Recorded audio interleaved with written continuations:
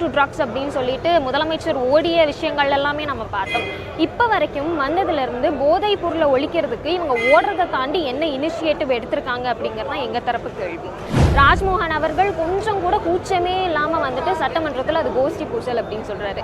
அவரோட பெற்றோர்கள் ரொம்ப தெளிவாக சொல்லியிருக்காங்க, என் பையன் இதை சொன்னதுனால, போதைப் பொருள் பயன்பாடு காலேஜில் இருக்குன்னு சொன்னதுனால அவனை அடிச்சே கொண்டிருக்காங்க அப்படி. இந்த ஆர்ப்பாட்டம் அறிவித்த உடனே காவல்துறை துரிதமாக செயல்பட்டு 5 பேர் மட்டுமே கைது செய்யப்பட்ட நிலையில் கூடுதலாக இன்று காலைக்குள் மொத்தம் 9 பேர் கைது செய்யப்பட்டிருக்காங்க. அந்த பயம் இருக்குல்ல, அந்த பயம் இருக்கும் வரை இந்த தமிழ்நாட்டை முத்துவேல் கருணாநிதி ஸ்டாலின் அவர்கள் தான் ஆகின்றார்கள். 100 நாள் சாதனையில் பெருமை பேசிக்கிறாங்கல்ல தாவேகா அரசு. 100 நாள் என்ன சாதனை செய்து கிழிச்சிங்க? 100 நாள்ல எத்தனை ஆயிரம் பேரை கொண்டு குதிச்சுக்கிட்டு இருக்கிறீங்க. ஒரு முட்டாள் முதலமைச்சரை இன்னைக்கு பாத்தீங்க அப்படின்னா பெண்கள் இந்த மாதிரி நம்பிக்கிட்டு இருக்கிறது கண்டிப்பாக வெட்ட வெளிச்சத்துக்கு கொண்டு வரக்கூடும். காது கேளாத ஒரு முட்டாள் அரசாக தாவேகா முதல்வர் அவர்கள் கண்ணை மூடிக்கிட்டு அப்படியே கோமா ஸ்டேஜில் உட்கார்ந்துகிட்டு இருக்காரு. நிர்வாகத்தை காப்பாற்றக்கூடிய வகையில் காவல்துறை அவங்க எங்களுக்கு அனுமதி கொடுக்குற மாதிரி கொடுத்து எங்களை கல்லூரியில இருந்து ஒரு ஓரமாக கொண்டு வந்து ஒரு மூலையில் எங்களை ஆர்ப்பாட்டம் செய்ய வச்சு மக்கள் எங்கேயும் எங்களை பார்த்துடக்கூடாது, மக்களுக்கு நாங்கள் சொல்லக்கூடிய கருத்துக்கள் போய் சேர்ந்துடக்கூடாது அப்படின்னு மூடி மறைச்சு கொண்டு வந்து ஒரு பாலத்துக்கு அடியில் எங்களை ஆர்ப்பாட்டம் பண்ண வச்சுட்டு காலேஜை காப்பாற்றிருக்காங்க. கல்லூரி நிர்வாகத்தை காப்பாற்றுறாங்க அப்படின்னா கொலை வழக்கில் நடந்திருக்க அந்த உண்மையை மறைப்பதற்காக காவல்துறையும் கல்லூரி நிர்வாகமும் டைய போட்டு பாண்டிங்ல தொடர்ந்து வேலை செஞ்சுட்டு இருக்காங்க. நீங்க அன்னைக்கு என்ன சொன்னீங்க? எங்க மன்னிப்பு கேட்ட எங்க தலைவரை சாரி போதாது நீதி வேண்டும் அப்படின்னு வாய்க்கிலேயே செவடாலாம் விட்டீங்களே, இன்னைக்கு சாரியும் சொல்லல. அந்த மாணவர் குடும்பத்தை போய் யாரும் உங்க கட்சி சார்பா சந்திக்கல.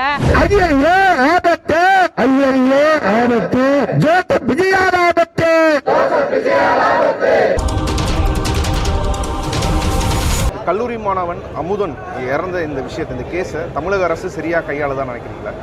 நிச்சயமா அவங்க சரியா கையாளல அப்படிங்கறதான் திமுக சைடு இருந்தாகட்டும் மக்கள் சைடு இருந்தாகட்டும் நாங்கள் வைக்கக்கூடிய ஒரு விஷயம்.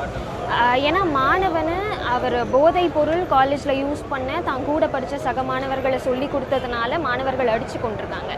இதை மாணவர்கள் மத்தியிலான கோஷ்டி பூசல் அப்படின்னு சொல்லிட்டு முடிக்கிறாங்க. இது ஆட்சியோட நிர்வாகத்தை திறன் இல்லாத ஒரு விஷயத்தை சுட்டி காட்டுது அப்படிங்கிறதா விஷயம். தாவேகா ஆட்சிக்கு வர்றதுக்கு முன்னாடி அவங்க சொன்ன விஷயமும் போதைப் பொருளை நாங்கள் முற்றிலுமாக ஒழிப்போம் அப்படின்னு சொன்னாங்க. ஏன் சே நோ டு ட்ரக்ஸ் அப்படின்னு சொல்லிட்டு முதலமைச்சர் ஓடிய விஷயங்கள் எல்லாமே நம்ம பார்த்தோம். இப்போ வரைக்கும் வந்ததுலேருந்து போதைப் பொருளை ஒழிக்கிறதுக்கு இவங்க ஓடுறதை தாண்டி என்ன இனிஷியேட்டிவ் எடுத்திருக்காங்க அப்படிங்கிறது தான் எங்கள் தரப்பு கேள்வி.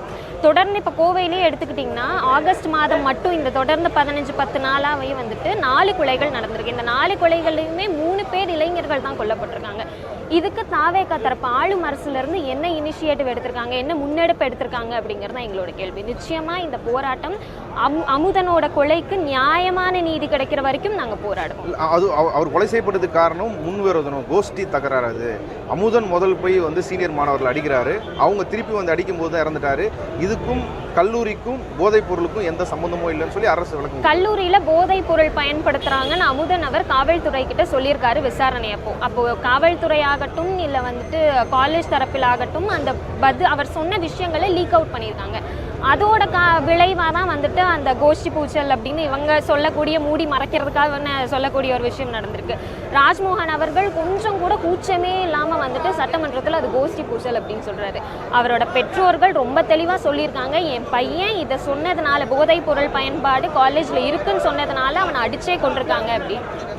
இப்போ இது தெளிவாக வந்துட்டு தெரியுது, அவங்க தரப்புலையும் சொல்லியிருக்காங்க, மக்களுக்கும் என்ன நடந்ததுன்னு தெரியும். நிச்சயமாக நீதி கிடைக்கிற வரைக்கும் நாங்கள் போராடிட்டே தான் இருக்கோம். இப்போ திங்கட்கிழமை இந்த விஷயம் குறித்து சட்டமன்றத்தில் வாதிக்கிறதா சொல்லியிருக்காங்க. முதல்வர் சரியான ஒரு விஷயத்தை ஒரு ரிப்போர்ட்டை வைப்பார், இது சரியாக அணுகுவார்னு நினைக்கிறீங்களா விஜய் அவர்கள்? அவர் என்ன விஷயத்தை தான் சரியாக அணுகியிருக்காரு. பெண்களுக்கு பாதுகாப்பு கொடுப்போம்னு சொல்லிட்டு பிங்க் பேட்ரோல் சிங்கப்பெண்ணுக்கு வந்துட்டு பிங்க் பேட்ரோலு சிங்கப்பெண்ணு சொல்லி ஸ்டிக்கர் ஒட்டினாரு. அதை தாண்டி அவர் என்ன பண்ணார்? இன்னைக்கு பெண்கள் பாதுகாப்பாக இருக்காங்களா தமிழ்நாட்டில்? தொடர்ந்து வந்துட்டு பெண்களுக்கு எதிரான பாலியல் வன்கொடுமைகளும் குழந்தைகளுக்கு எதிரான பாலியல் வன்கொடுமைகளும் தொடர்ந்து நடந்துகிட்டே தான் இருக்கு.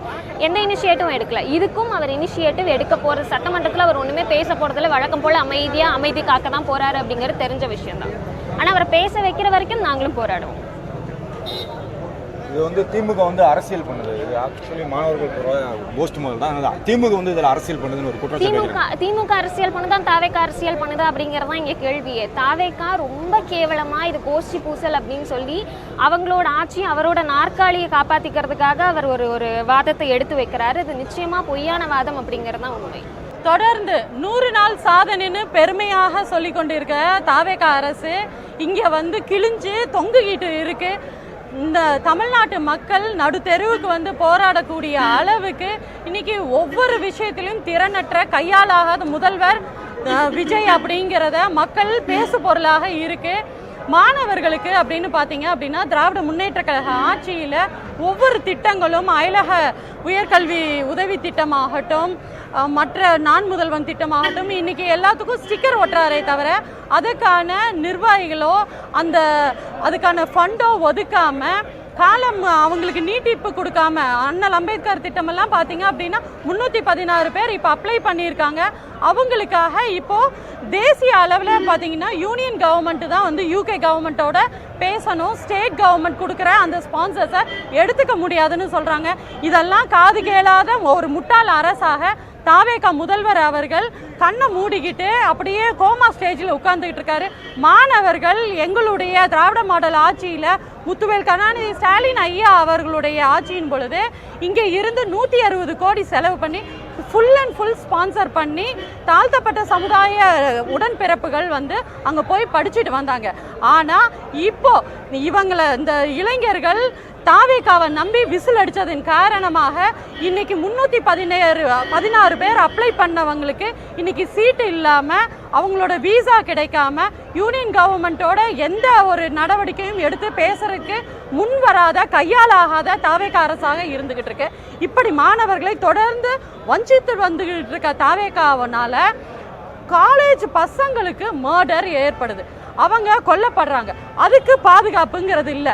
இப்போ நாங்கள் எங்களுடைய கழக தலைவர் அந்த ஆர்ப்பாட்டம்னு அறிவிச்ச உடனே அப்பதான் தூங்கிட்டு இருந்த காவல்துறை முழிச்சுக்கிட்டு இவங்க வந்து ஒடியாந்து விசாரணை பண்றாங்க.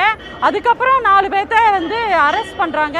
இன்னும் 5 பேரை வந்து தேடல்ல இருக்கு அப்படின்னு சொல்லி இந்த 14 பேர்த்து மேல 6 பிரிவுகள்ல வழக்கு போட்டிருக்கேன்னு சொல்றாங்க. ஆனா இந்த 4 நாளா என்ன பண்ணிட்டு இருந்தாங்க இந்த காவல்துறை? இப்பவும் தமிழ்நாட்டை எங்களுடைய கழக தலைவர் முத்துவேல் கருணாநிதி ஸ்டாலின் ஐயா தான் ஆண்டு கொண்டிருக்கின்றார். ஒவ்வொரு நாளும் பாத்தீங்க அப்படின்னா மக்களுக்கு இன்னல் அப்படின்னா உடனடியாக களத்துல இறங்குறது எங்களுடைய திராவிட முன்னேற்ற கழக தலைவர் மற்றும் இளம் தலைவர் அவர்கள் தான். இவங்க முன்னெடுத்த இந்த ஆர்ப்பாட்டத்தின் வாயிலாக தான் இன்னைக்கு முதல் கட்டமாக இந்த இவ்வளவு துரிதமாக கைது நடவடிக்கையும் 6 பிரிவுகளில் வழக்கும் பதியப்பட்டிருக்கு அப்படிங்கிறத பதிவு பண்றோம். இந்துஸ்தான் கல்லூரி ஒரு கொலைகார கல்லூரி, அதை இழுத்து மூடணும்னு சொல்றீங்க. அப்படி என்ன குற்றச்சாட்டு தமிழக காவல்துறை அந்த கல்லூரியை காப்பாத்துதுன்னு சொல்றீங்க? என்ன இல்ல தொடர்பு அப்படின்னு நீங்களே சொல்லிட்டீங்க. 2 பேத்துக்கும் தொடர்பு இருக்கிறனால தான் நாங்க திராவிட முன்னேற்ற கழக மாணவர் அணி சார்பாக ஆர்ப்பாட்டம் இந்துஸ்தான் கல்லூரிக்கு எதிரில் நாங்க பண்ணுவோம் அப்படின்னு சொன்னோம். இதுவும் நாங்கள் வந்து ஆர்ப்பாட்டம்னா நாங்கள் எந்த சேதமோ மக்களுக்கு இடையூறோ விளைவிக்கின்ற கழகம் எங்களுடைய அரசியல் கட்சி எங்களுடையது கிடையாது.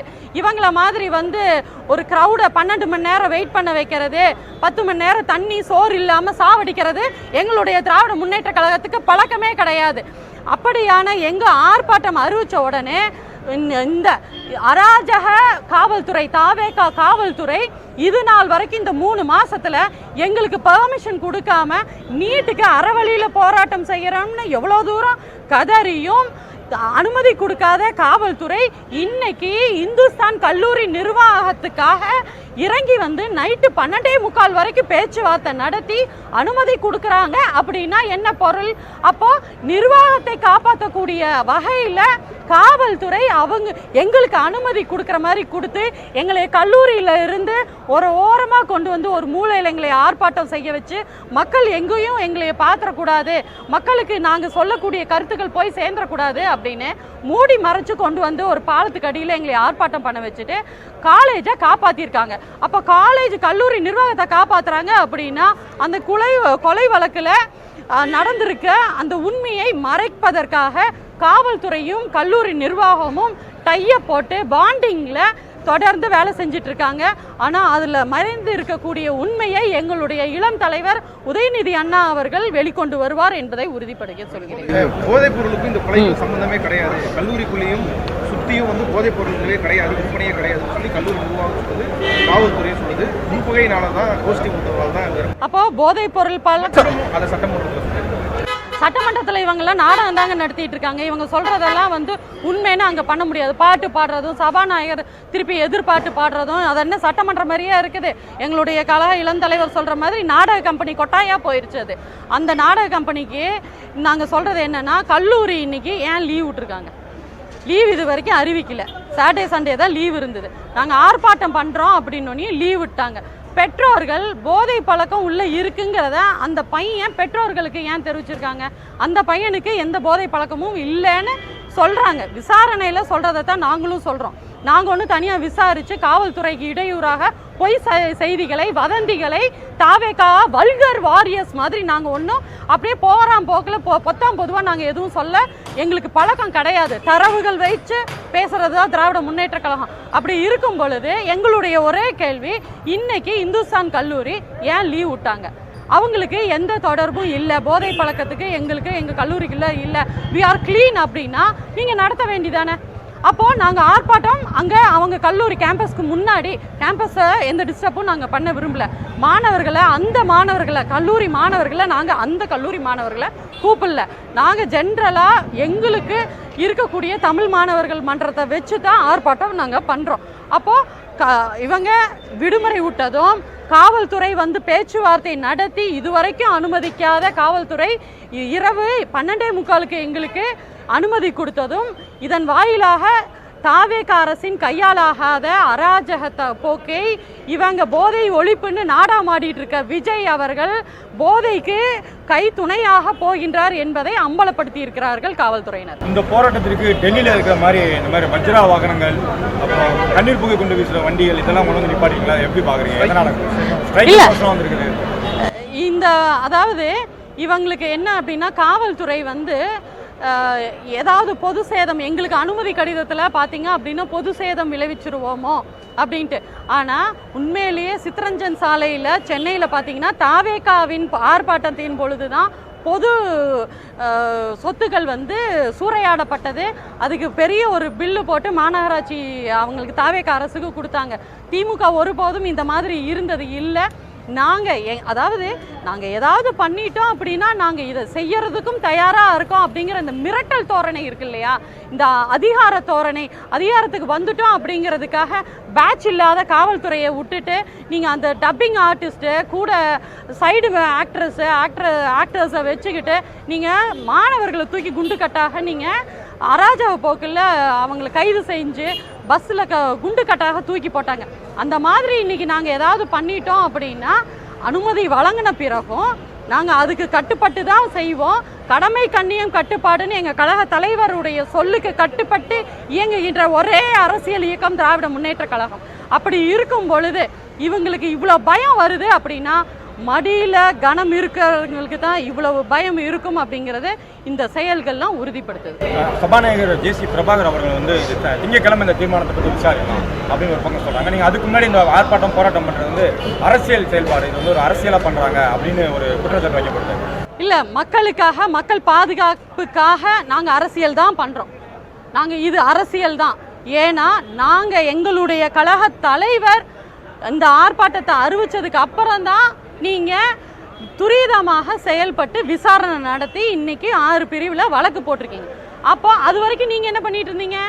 உங்கள் முதல்வர் கோமா ஸ்டேஜில் இருந்தார். சபாநாயகருக்கு என்ன விஷயம்னே தெரியாமல் அவங்க என்ன நிலைன்னு தெரிஞ்சுக்கிறதுக்கே 4 நாள் ஆகுங்கிறாங்க. ஆனால் திராவிட முன்னேற்ற கழக ஆட்சியின் பொழுது நீங்கள் எங்களை என்னெல்லாம் ஏளனமாக பேசுனீங்க, உடனடியாக கைது செஞ்சோம். நாங்கள் எங்களுடைய பிங்க் பேட்ரோல் இருந்தது. ஆனால் இப்போ காவல் ஆய்வாளர், பெண் காவல் ஆய்வாளர் குத்தி கொலை செய்யப்படுறாங்க.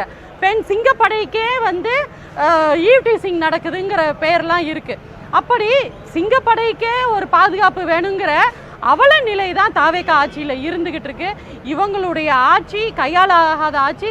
விரைவில் இவங்க பதவி விலகிட்டு ஒரு தேர்தலை சீக்கிரமாக கொண்டு வர வேண்டும் என்பது வாயிலாக. சட்டமன்றத்தில் திங்கட்கிழமை இதை பற்றி பேசும்போது முதல்வர் துறையோட அமைச்சர் அவர் தான், அவர் இது குறித்து முறையை உயர்த்தி தருவாருன்னு நினைக்கிறீங்களா? இல்லை, ஸ்கிரிப்ட் எல்லாம் ரெடி பண்ணிடுவாங்க. அதுக்குள்ளே சொல்லி கொடுத்து மனப்பாடம் பண்ணி இந்த கைதெல்லாம் அதுக்காக தானே இவ்வளோ துரிதமாக இப்போ கைது பண்ணிட்டு இருக்காங்க. நாங்கள் கைது பண்ணிடுவோம். நாங்கள் உடனுக்குடன் எங்கள் கழக தலைவர் ஸ்டாலின் ஐயா வந்து ஏதாவது ஒன்றுனா உடனடியாக மன்னிப்பு கேட்டு, நீங்கள் அன்னைக்கு என்ன சொன்னீங்க, எங்கள் மன்னிப்பு கேட்ட எங்கள் தலைவரை சாரி போதாது நீதி வேண்டும் அப்படின்னு வாய்க்கிலேயே செவடாலாம் விட்டீங்களே, இன்னைக்கு சாரியும் சொல்லலை. அந்த மாணவர் குடும்பத்தை போய் யாரும் உங்கள் கட்சி சார்பாக சந்திக்கல, உங்களுடைய துறை சார்ந்தவர்கள் யாரும் போய் அவங்கக்கிட்ட நிதி கொடுக்குறோம், உங்களுடைய சூழ்நிலை என்ன அப்படின்னு விசாரிக்கலை. ஆனால் தொடர்ந்து எங்களை திமுகவை வந்து தாக்கணும் அப்படின்னு தான் நீங்கள் எதிர்பார்த்தீங்களோ தவிர, இந்த தமிழக மக்களுக்கு, தமிழ்நாடு மக்கள் பாதுகாப்புக்கு இவங்களை வந்து தாவேக அரசுங்கிறது ஒரு கேள்விக்குறியாக தான் இருந்துகிட்டு வருது. ஐயா முத்துவேல் கருணாநிதி ஸ்டாலின் அவர்களுடைய ஆணைக்கு இணங்க இளம் தலைவர் அவர்களுடைய வழிகாட்டுதலோடு இந்த ஆர்ப்பாட்டம் அறிவித்த உடனே காவல்துறை துரிதமாக செயல்பட்டு 5 பேர் மட்டுமே கைது செய்யப்பட்ட நிலையில் கூடுதலாக இன்று காலைக்குள் மொத்தம் 9 பேர் கைது செய்யப்பட்டிருக்காங்க. அந்த பயம் இருக்குல்ல, அந்த பயம் இருக்கும் வரை இந்த தமிழ்நாட்டை முத்துவேல் கருணாநிதி ஸ்டாலின் அவர்கள் தான் ஆகின்றார்கள்.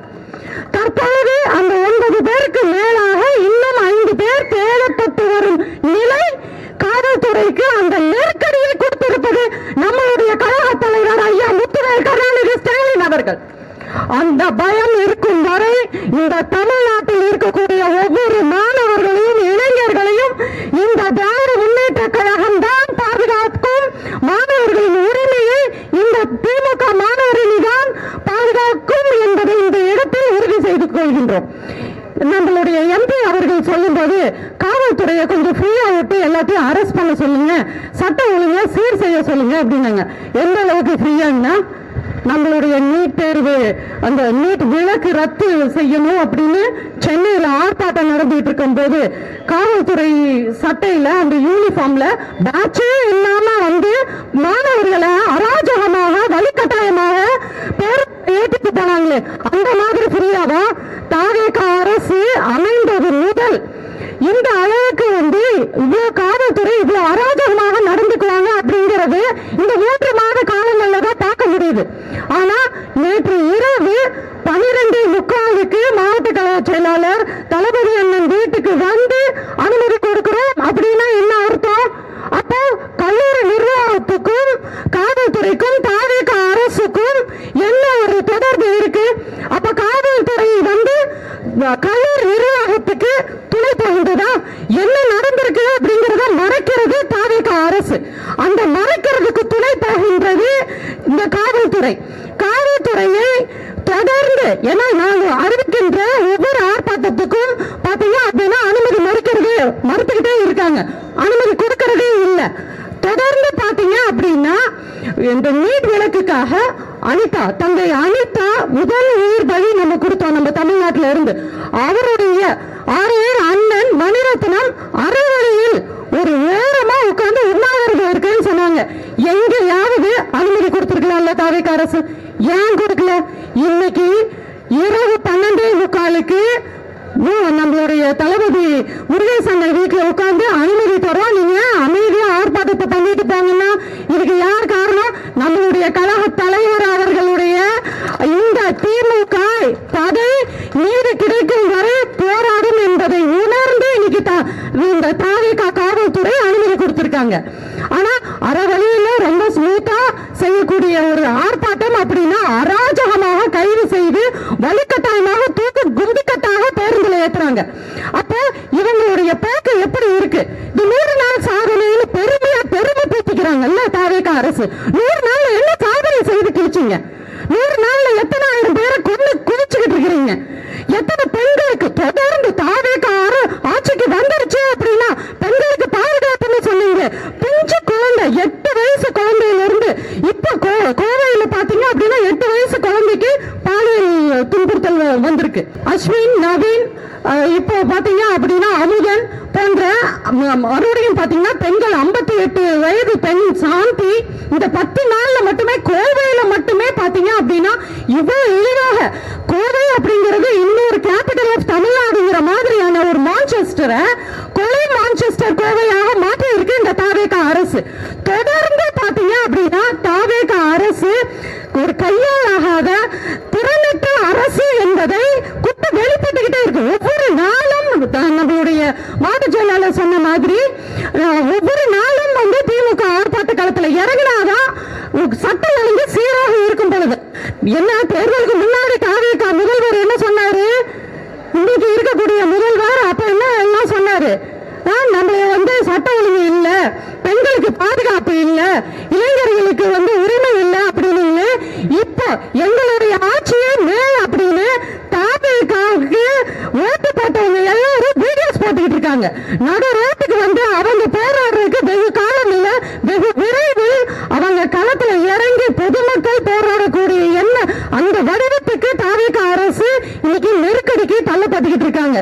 தொடர்ந்து இது போல் இருக்கக்கூடிய இந்த அராஜக தாவேகா அரசை திராவிட முன்னேற்ற கழக தலைவர் மற்றும் இளம் தலைவர் அவர்களுடைய வழி நின்று திமுக தொண்டர்கள் களத்தில் இறங்கி போராடுவார்கள். நீதி கிடைக்கும் வரை போராடுவோம்.